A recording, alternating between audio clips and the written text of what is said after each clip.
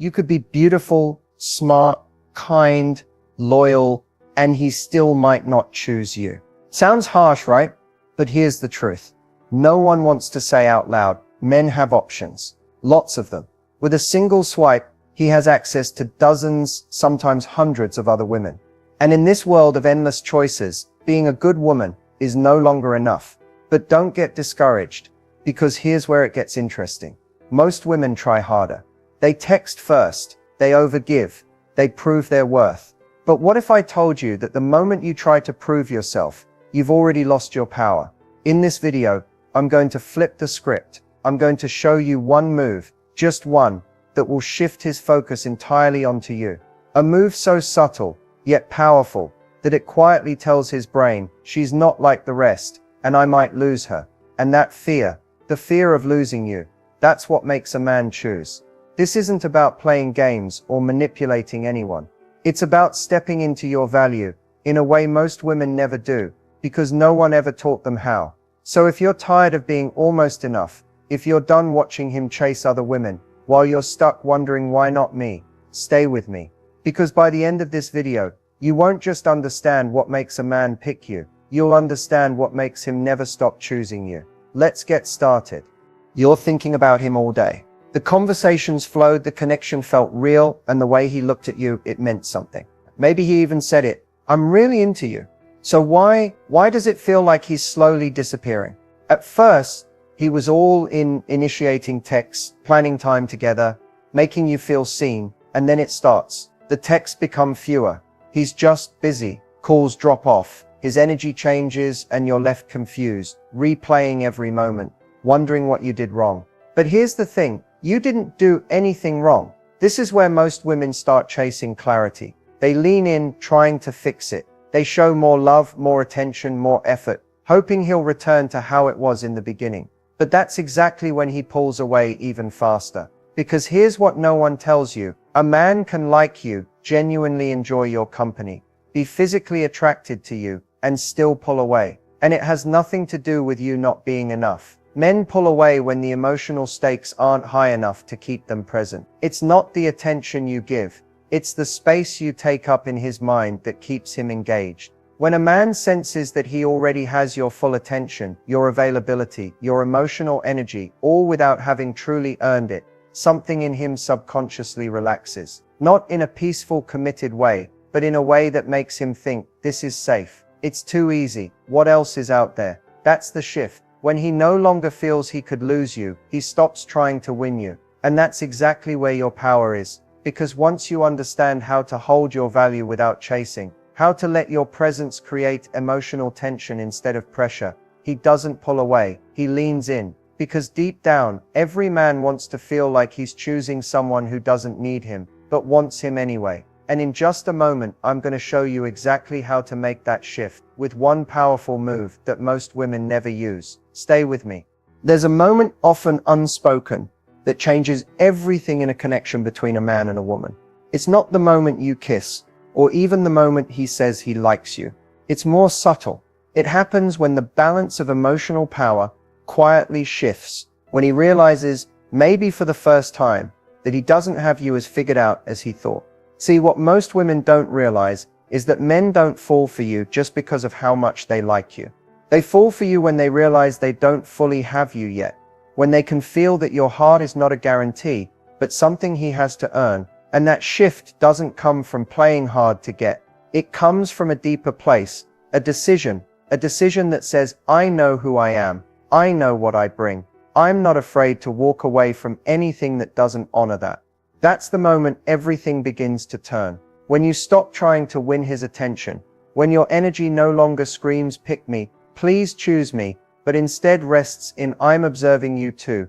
His emotional dynamic with you changes. He leans in, not because you pulled back to manipulate, but because your energy stopped chasing and started attracting. Men aren't wired to crave what's already theirs. They're drawn toward uncertainty with possibility. When he's unsure but intrigued, when he can sense your interest but not possess your heart completely, that's when he begins to value what he's afraid to lose. And the irony is, the more you choose yourself, the more he wants to choose you. Because real feminine power doesn't beg. It doesn't convince. It doesn't over-explain, over-give, or overstay in places where she feels unseen. It simply exists with such quiet strength that a man either rises to meet her or watches her walk away. It's not a performance. It's not pretending to be detached. It's you, knowing in your bones that your presence is rare, that your love is not something to be won through games, but offered to those who can truly see it. And when that energy shifts,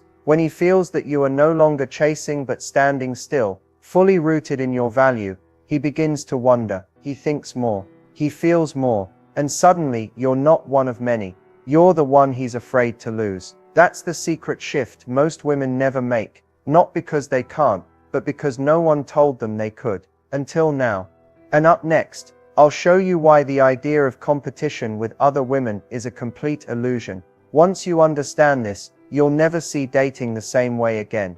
There's a moment in dating where you start to notice, not just him, but everyone around him. The women who comment on his posts, the ones he seems to glance at when you're out, the ex he's still friends with. You might not say it out loud, but inside there's this quiet voice asking, how do I stand out? How do I compete with all of this? And that question right there is where everything starts to go sideways. Because the second you start trying to stand out, you slip into the belief that you're one of many, that you need to prove, perform, or perfect something about yourself in order to be chosen. And it's a trap, because you were never meant to compete. That energy, it's exhausting, and it's not what makes a man choose you long term.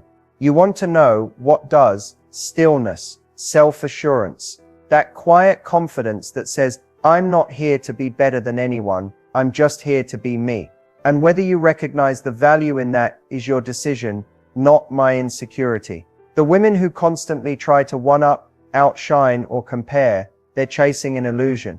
Because a man might notice beauty, might flirt with excitement, but the woman he can't stop thinking about is the one who doesn't flinch in the presence of other options. She doesn't rush to text back faster. She doesn't dress up just to keep his interest. She doesn't spiral if he looks at someone else. She knows who she is, and more than that, she knows there is no other woman, because no one else is her. That's what magnetizes him. Not the chase, not the competition, but the absence of desperation. The way you carry yourself like you're already full, already complete. The way you let the world move around you while you remain centered. And here's where it gets even more powerful. When you stop trying to compete, you stop attracting situations that require it. You start drawing in people who see you clearly, because you're no longer filtering yourself through insecurity. You're not trying to be liked. You're living in alignment with what feels true. And that truth, it can't be copied. It can't be rivaled. It stands on its own. When you stop running someone else's race, you create your own lane, and suddenly no one else is even in it. So the next time you catch yourself comparing, pause, breathe. Remind yourself that no one can offer what you offer when you're fully rooted in your authenticity.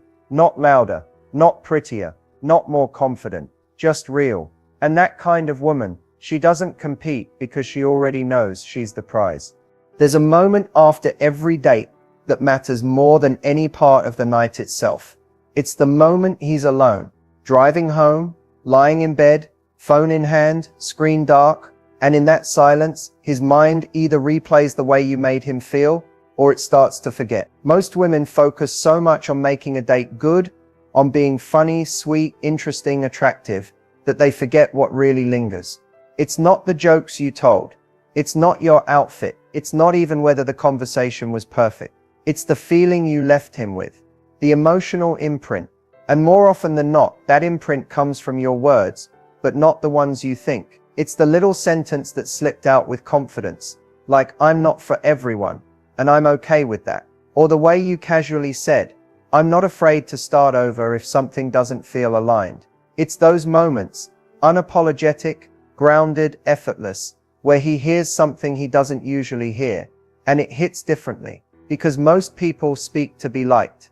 But when you speak from self-knowing, from emotional clarity, from calm certainty, it sticks. Not because you were trying to impress him, but because you weren't. Think about it.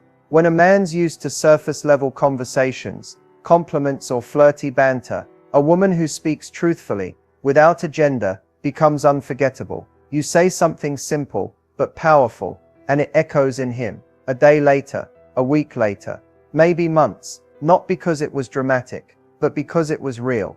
And those words, the ones that land deeply and make him sit with himself, that's where emotional connection starts to form. It's not about being poetic or polished. It's about presence. It's about letting him see who you are, not through a performance, but through the quiet confidence in your voice, when you say what you mean and mean what you say. The reason it sticks is because it's rare. Rare to meet someone who speaks without trying to control the outcome. Rare to feel that kind of steadiness. Rare to hear a woman say something that doesn't beg for a reaction, but simply lands. When you stop trying to be impressive and start speaking from a place of wholeness, everything changes. He'll remember the way you smiled. Yes, he might replay the way your hand brushed his, but the thing that haunts him in the best way is that one line, that unexpected truth you dropped, like it was no big deal, but for him, it was everything. And that's how you stay in his mind, long after the night ends, long after the words fade, long after he thinks he's moved on. Because some women are remembered, but the ones who speak from truth, they're never forgotten. There's a moment in every man's mind where something shifts. It's quiet, internal. He doesn't even fully understand it himself.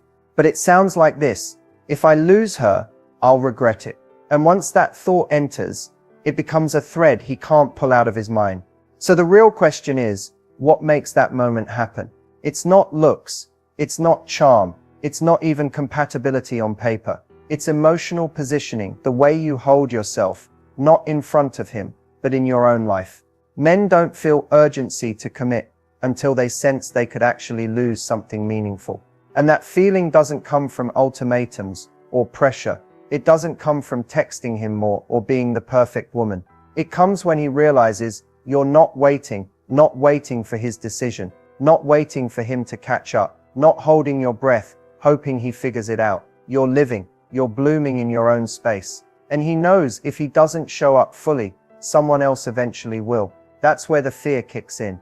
Not fear of abandonment, but fear of missed opportunity. Because when you radiate self-respect, it reflects back to him like a mirror. He starts seeing your value through how you treat yourself. And that subtle distance, not cold, not dramatic, but clear, makes him pay attention. He realizes you're not his by default, that you're a woman with options, standards, and enough self-trust to walk away from anything that doesn't feel aligned.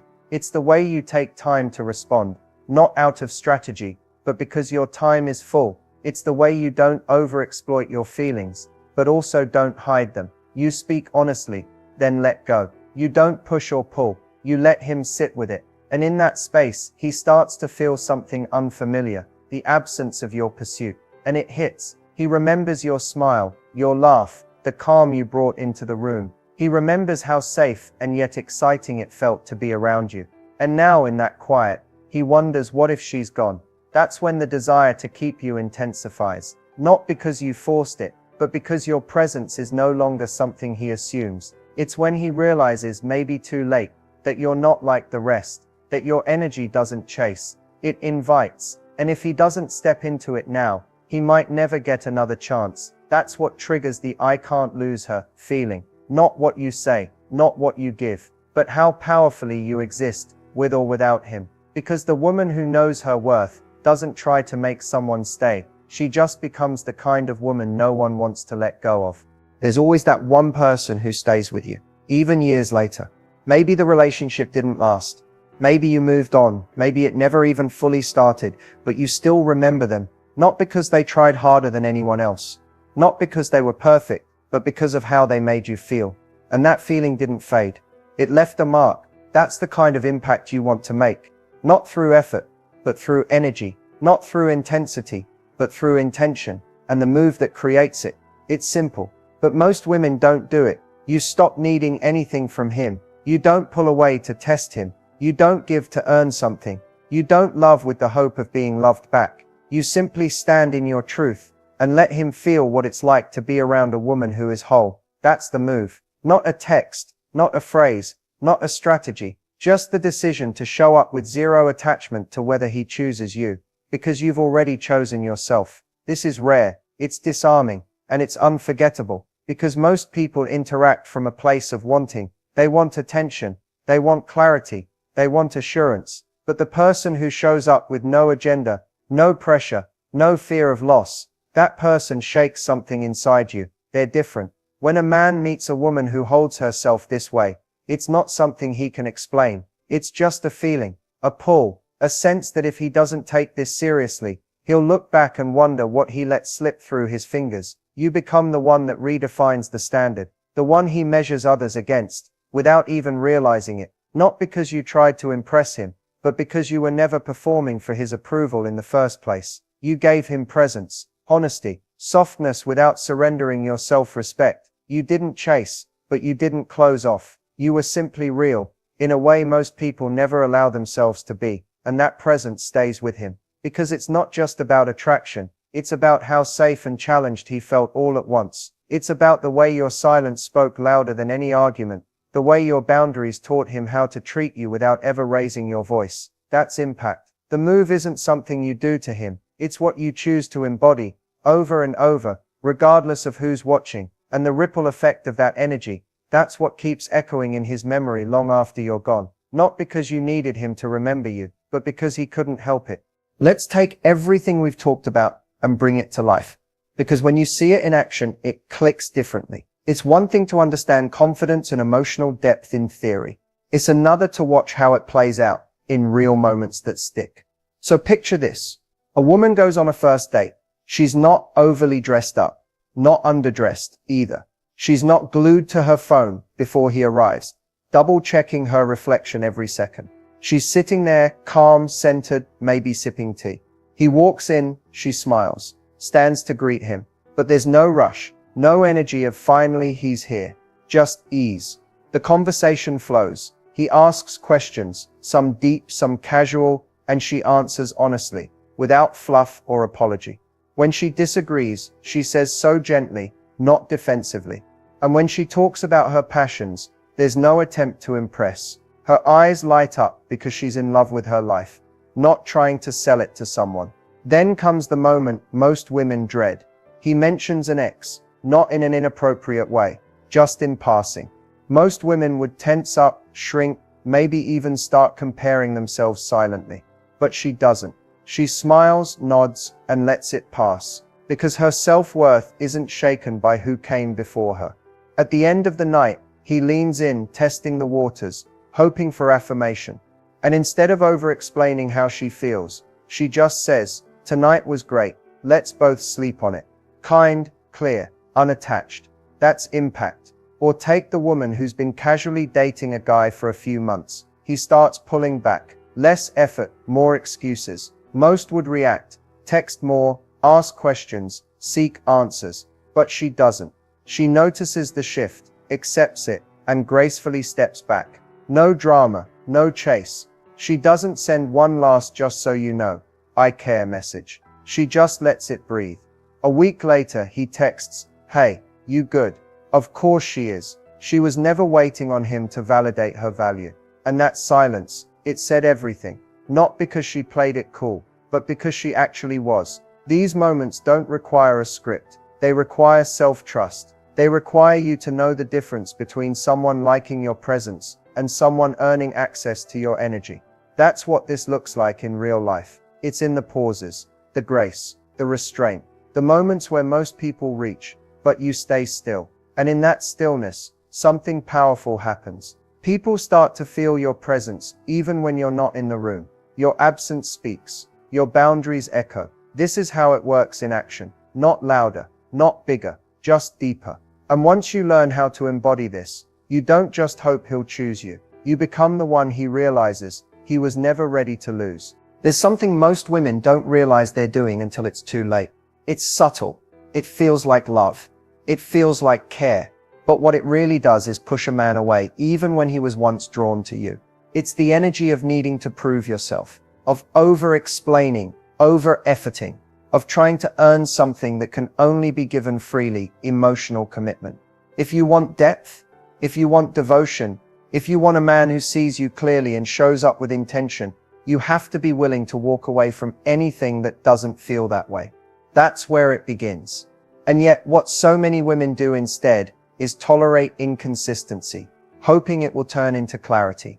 They wait for breadcrumbs to become a meal. They explain their needs over and over again to someone who's already shown a pattern of ignoring them. And it's not weakness, it's hope. But the truth is, commitment doesn't come from convincing. It comes from clarity, from your energy being so steady, so rooted, that it doesn't beg or bend to be accepted. And the moment you start bending too far, something in him relaxes, not into commitment, but into comfort, into knowing he doesn't have to try. That's the danger. Because men don't fall for the woman who gives everything without asking for anything. They fall for the woman who gives with intention, who loves fully but doesn't overstay in uncertainty. The one who doesn't wait around hoping to be chosen, because she's already chosen peace. You want emotional commitment? Then don't chase emotional unavailability. Don't stay silent when something doesn't feel right.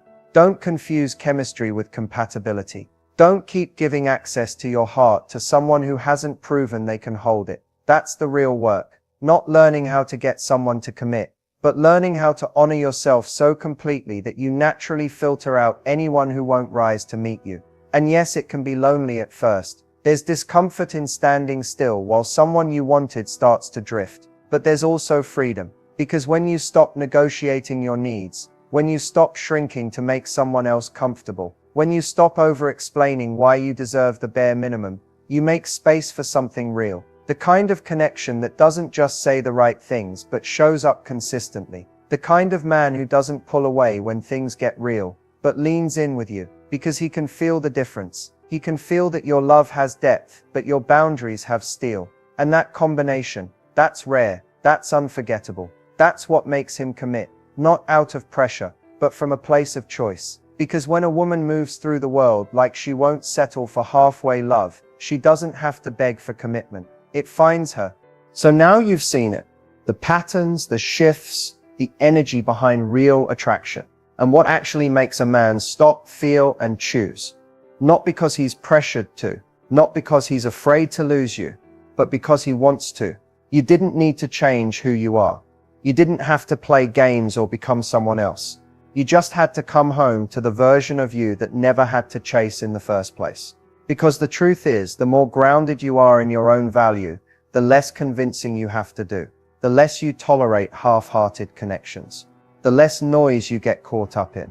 Men feel that. They feel the difference between a woman who's performing for love and a woman who embodies it. And if you've been in the cycle of overgiving, of hoping, of waiting, let this be the moment you choose differently. Not out of fear, but from strength. Let this be where you stop looking for signs and start listening to your own energy. If something feels unclear, confusing, one-sided, it's not your job to try harder. It's your signal to lean back, to come back to yourself, to remember your love is not common. Your presence is not replaceable. And the person who truly sees that won't need to be convinced. He'll feel it, and he'll move toward it. So what's next? You live. You stop obsessing over what he's thinking, and start focusing on how you feel in his presence. You speak honestly. You walk away quietly when needed. You return to the woman you were before doubt made you smaller. Because the second you decide you are no longer available for almost is the second the right kind of man will start to take you very seriously. And until then, you don't wait. You rise,